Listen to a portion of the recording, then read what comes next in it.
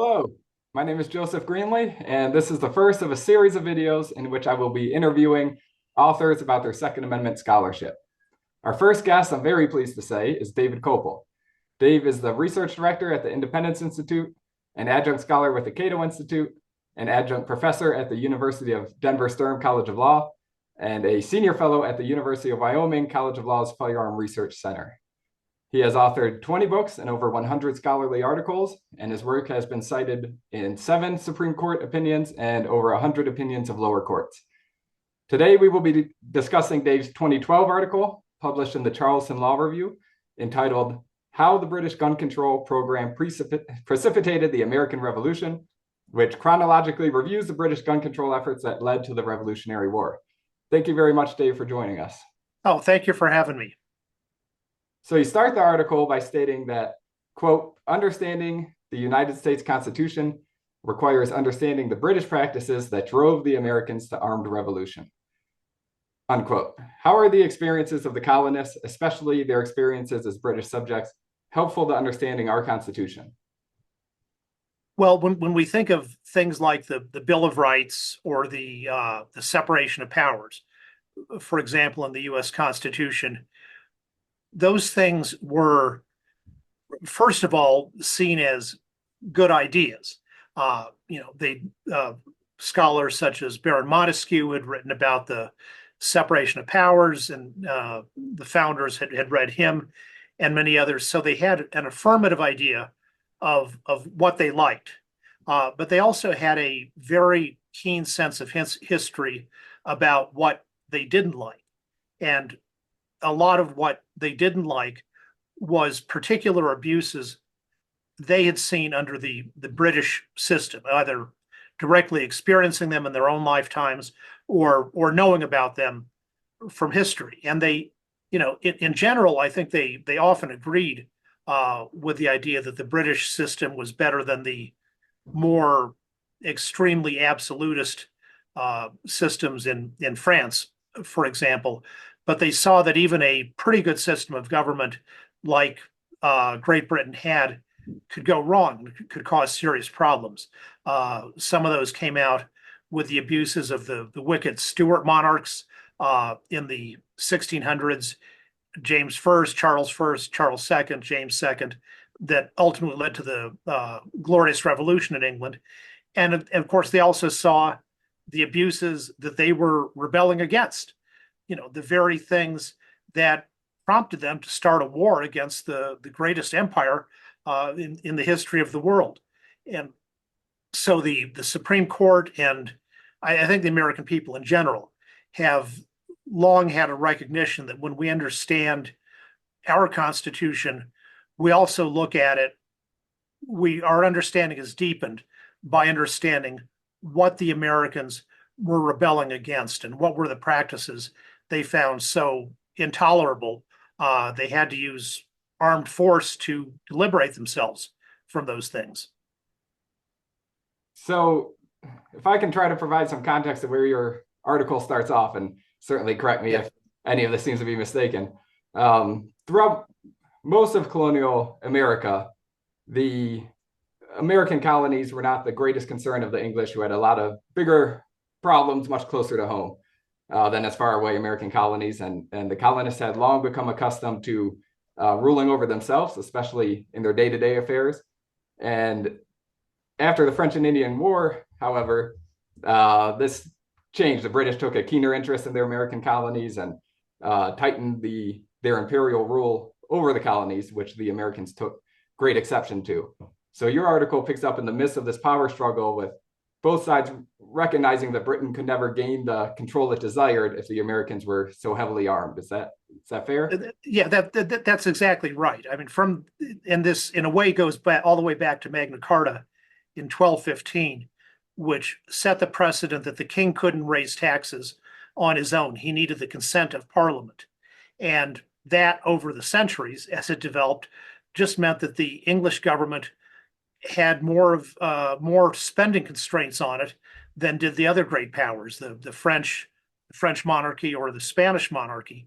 So when you see France or Spain setting up New World colonies, those are typically military colonies with a big presence by the European powers, army and navy, and the British government just couldn't afford to do that. So right from the start, they set up the American colonies as joint stock companies, give them a corporate charter, give them a perpetual right to, among other things, import arms from the United Kingdom, and say basically, good luck to you folks, because you were pretty much on your own.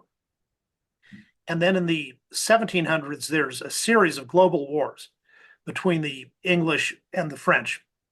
And the Americans are on the French side. The French have their Quebec colony and the Louisiana Territory.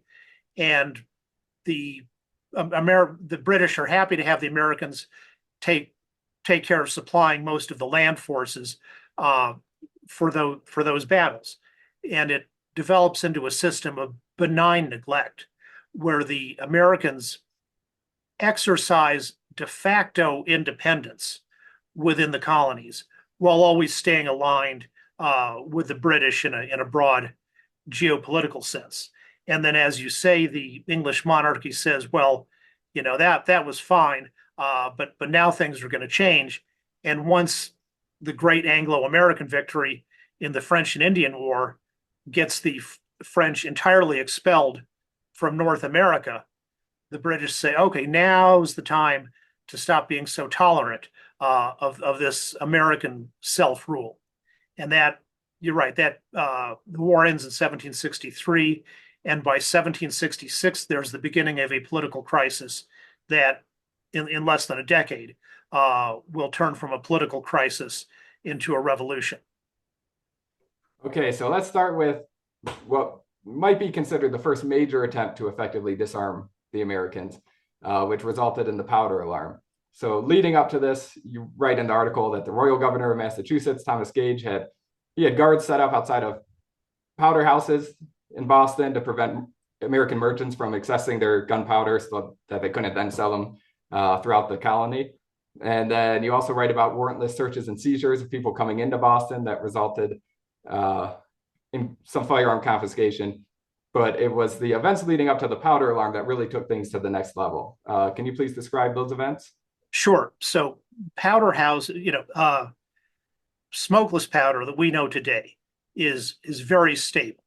But the black powder that existed until the 1880s is the main form of gunpowder, was not stable. It was volatile and could easily catch on fire and explode. So merchants would typically store, they'd have some gunpowder in their store, but their big reserves were typically stored in a central powder house in the town. The powder house was a reinforced brick building. And likewise, individuals kept their own gunpowder at home. But if say, the colony or the town had gunpowder reserves for use by the militia, those would be stored in the powder house as well. And General Gage, who was ruling Boston under martial law, basically ever since the Boston Tea Party, he had about 2,000 troops in Boston. And whenever he wanted to do something like suppress some kind of town meeting where people were talking against the British, he might send some soldiers out, and he'd find, as in one famous incident, here's 3,000 armed Americans showing up to guard this town meeting. And so, discretion being the better part of valor, Gage didn't use force at that time, but he realized that the American people had essentially switched sides. And while they could usually be counted on to maintain royal law and order, as long as that was compatible with American law and order, once those two diverged, the Americans stuck with the Americans, which made General Gage, in a prudent manner from his point of view, decide we got to disarm the Americans. And the choke point on that now, and maybe then, and maybe even now, was gunpowder. Today it would probably be primers, but same principle. So he one morning he sent out the redcoats to sail up the river and seize the powder house near Charleston, Massachusetts. It's at Powder House Square, right next to today's modern Tufts University. They seized it, took all the gunpowder. There's still disputes about whether, well, was that powder that just belonged to the state militia, which technically Gage was the commander of, or were there also merchant reserves in there? But anyway, the news got out about this gunpowder seizure, and it spread very quickly through southern New England and New Hampshire. And the seizure had been accomplished by surprise, peaceably, nobody got hurt. But the stories grow in the telling. And by the time it got to these further areas, people heard there had been some big battle on the streets of Boston. 80 people had been, Americans had been killed. And so all over New England, militias, both formal and informal, started assembling and marching to Boston, because their view was, well, if they're willing to kill us to take our arms, then obviously the time has come to fight. I mean, if we're ever going to fight, we better do it now while we still have gunpowder, some, and arms. Now, that happily, before these units got to Boston, they had gotten more updated news and heard that the whole thing had been peaceable. So they went home, although with a very heightened sense of suspicion against the British government.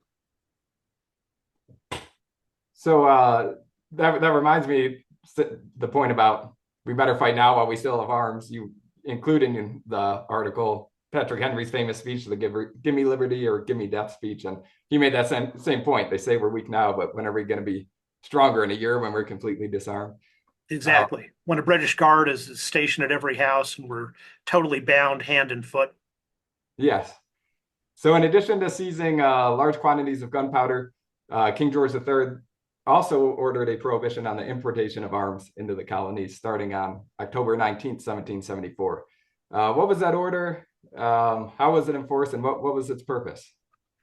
Well, the king, in his correspondence with Gage, or the Lord Dartmouth, who was the Secretary of State for North America, Lord Dartmouth and Gage, in their correspondence, had agreed that the only way to stop this growing political problem of the Americans insisting on what they considered their rights would be they'd have to be disarmed. And as long as the British Army were not the masters of the country, the problem was insoluble without force. So as you said, in October 1774, the King's Privy Council, sort of like his cabinet in a sense, issued an order saying no arms exports from the United Kingdom without a special license. And that was a 6-month order. And that order was actually continually renewed until the peace treaty with America was signed much later. And in fact, 2 American ships that were buying arms in England were immediately seized. And the British Navy was sent out to patrol the American Atlantic coast to try to intercept incoming shipments of gunpowder and firearms. And just to highlight a point you made in there, the British desired to confiscate all the arms of the Americans, or at least a great number of them, and maybe even through door-to-door confiscation, but Gage concluded that it was impracticable because the Americans would resist with armed force. Is that correct? Precisely. So the better thing was, in their view, was let's see if we can cut off the supply and maybe cool things down. But as it turned out, that didn't work. Benjamin Franklin was one of the leader of a committee that had been chosen by the Continental Congress to find alternative sources for arms. So he was going around the United Provinces of the Netherlands, France, and Spain, making deals for surreptitious arms imports to America. And all three of these countries went along with that, partly for making money, and also because they didn't mind causing trouble for the British as long as they could keep it low key enough to not attract attention. And you also write about how the colonies started encouraging domestic manufacture of arms. Of course, because they couldn't rely on imports to the extent that they previously could, and also some incidents in which the Americans in large groups, hundreds of them, armed Americans would go kind of ransack their own powder houses and get there before the British could. And yeah, absolutely. And of course, you've written your article about the American tradition of self-made arms has a lot of detail on that, about how the Continental Congress and the state assemblies put out notices basically urging everybody who can make firearms to get at it, because they wanted the goal of every able-bodied fighter to be able to have a firearm. And as you say, there were seizures. So, for example, there was a big store of arms up in Portsmouth, New Hampshire, I believe. And when the Americans got wind that the British Navy was on the way to seize it, Paul Revere, in another one of his important rides, rode up there, got the New Hampshire militia going, and they captured that fort and took the gunpowder and the cannons and the firearms and everything else before the British could get it. And likewise, the Americans in upstate New York seized Fort Ticonderoga. And actually, there's including the cannons. And actually, there's a whole book about how those cannons from Fort Ticonderoga were very arduously hauled down to Boston over the coming months. And they turned out to be the decisive factor in the American victory in the siege of Boston that lasted for about a year after Lexington and Concord. Also, in response to the embargo, you explain how the Americans took control of their militias from the royal governors. And just because I don't want to ever pass off an opportunity to mention Joseph Warren, one of my all-time great heroes, Joseph Warren, and George Mason, another one of my all-time great heroes, were kind of led the charge on this. But the colonies took control of the militias from the royal governors and created independent militias. What was the significance of the independent militias? Well, sure. So if you think about the classic militia structure, before all the trouble started, you typically in the North, you have officers who are elected by the people and then confirmed by the British, the royal governor. And in the South, you have more of an appointive hierarchical system. But in all cases, the militia is seen as coming from the people. It's a bottom up, not a top down thing.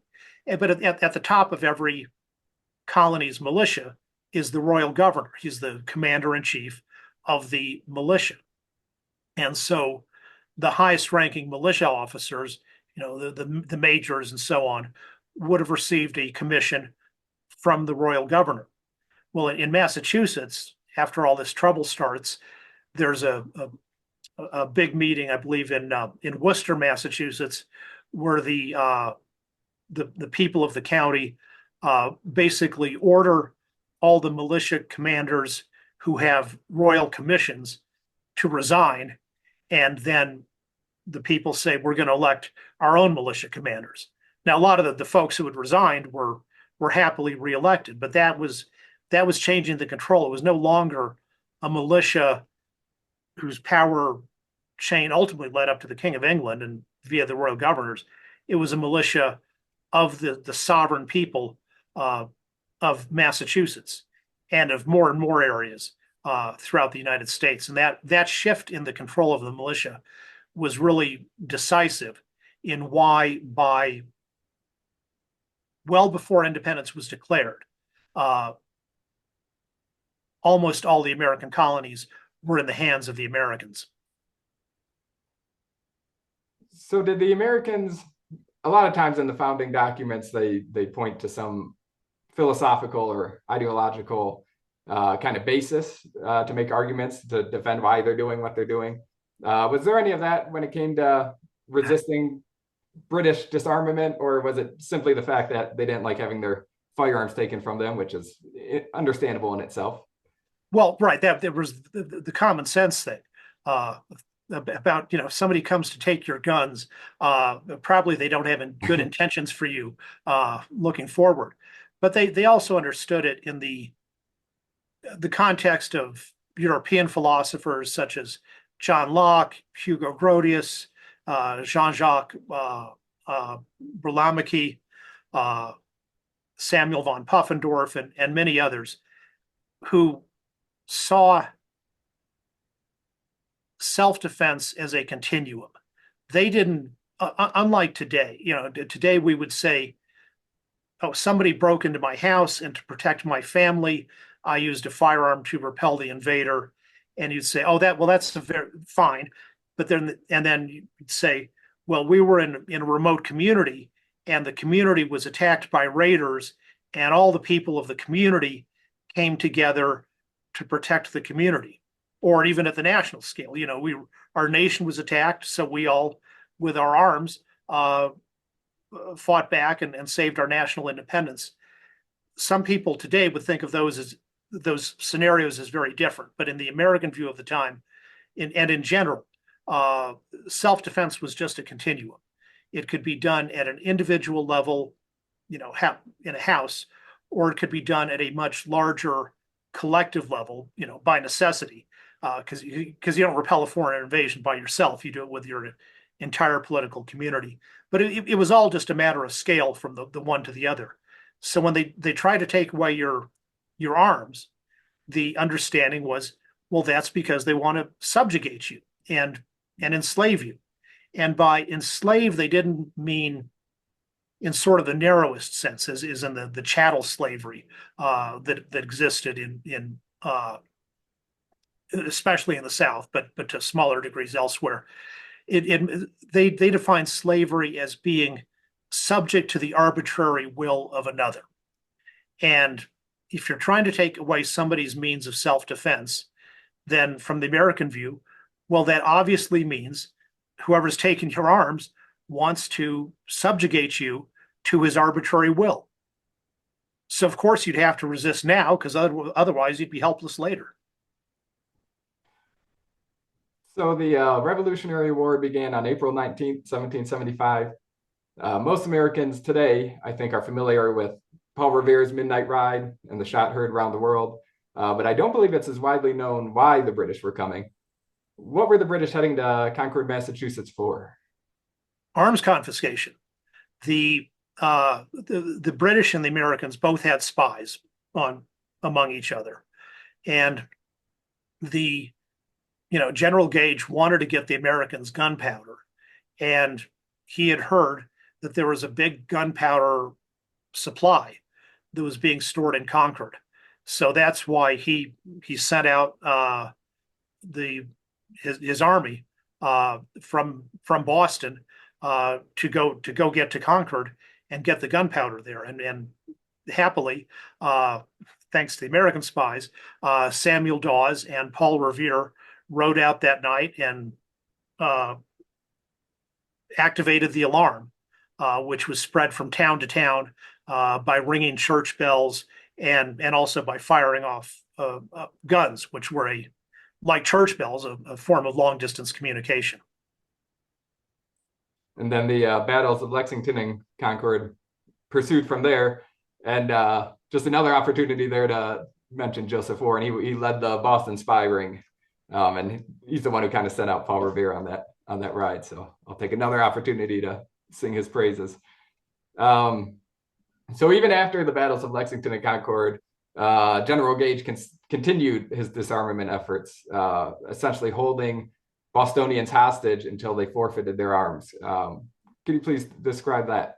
Sure. So the Battle of Lexington, the British quickly defeated and dispersed the American militia there.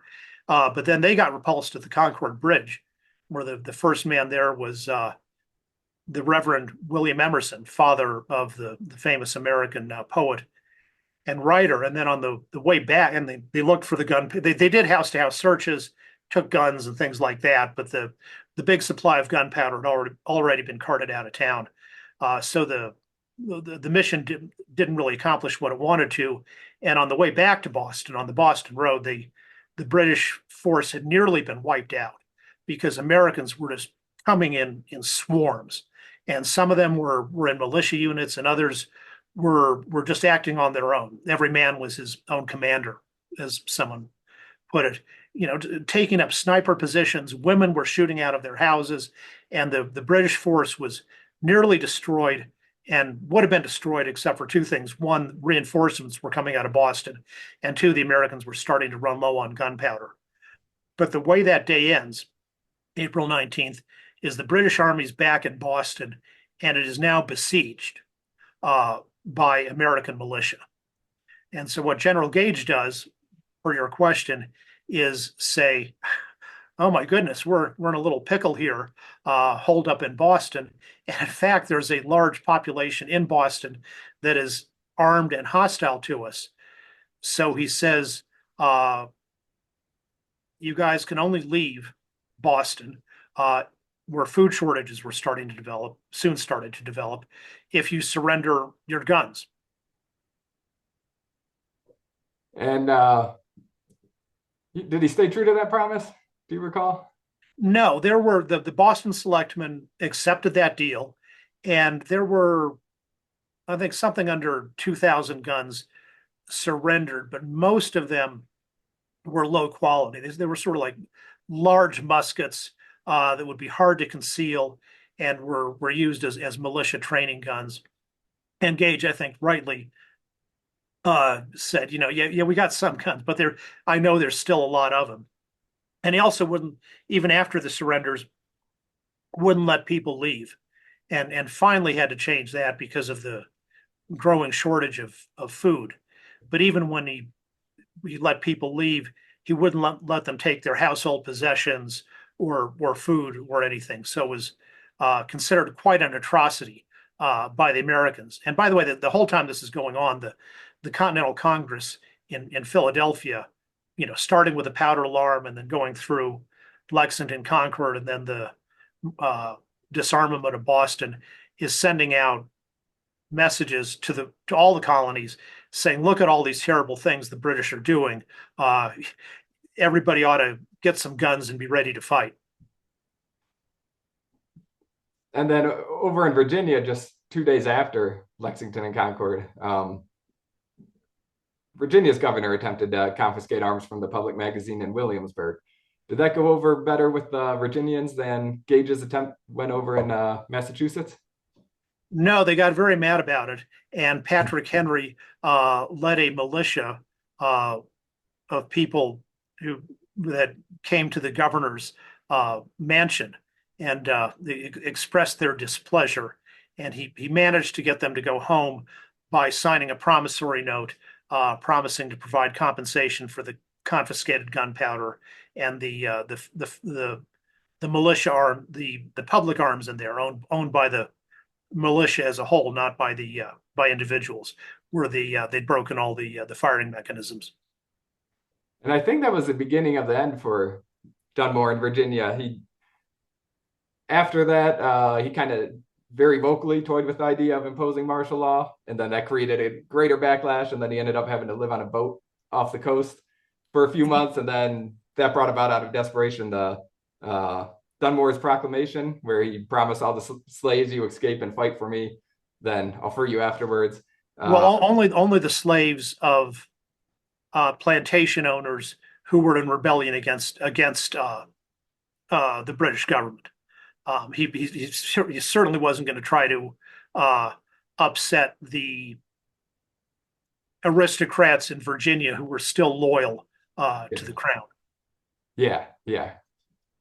And then eventually I think he ended up heading back to England. So that was, I guess, the beginning of the end for him.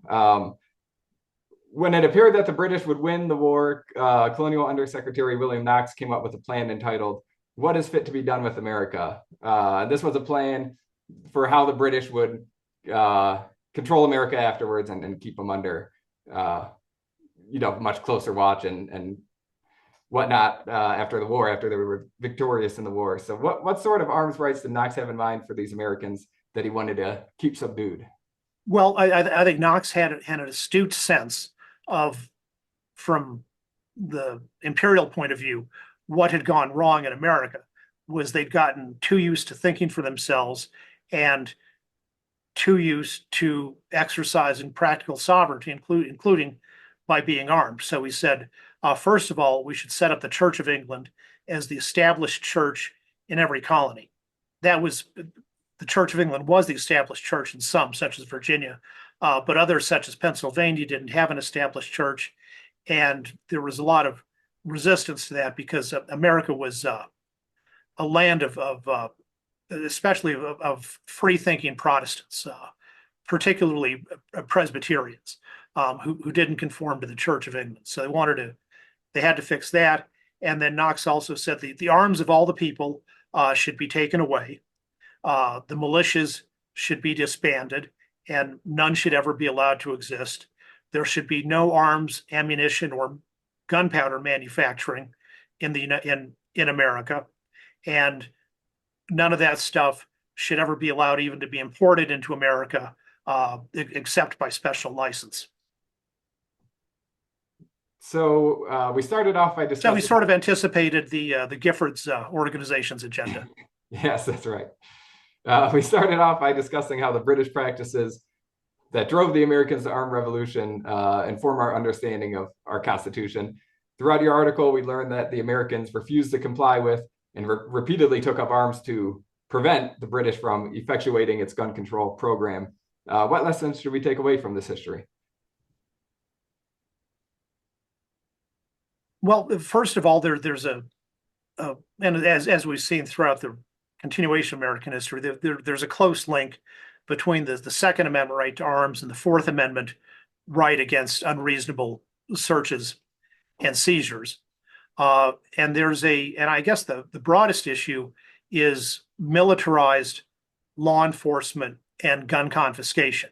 Law enforcement in America, certainly, and really in a free society, is supposed to be part of the civil side of law. Officers can and should be well armed to protect themselves and others, but they don't operate like a military whose job is to kill people and break things. And so when you have mass militarized gun confiscation, that is a sign that something has gone drastically wrong in whatever place you're talking about. And that's why I think Americans are appropriately sensitive about even the first instances of things like that, of excessive force. Well, it's appropriate to be concerned about excessive force by government in general, but in this context, we're talking about excessive force in gun confiscation is a huge danger sign.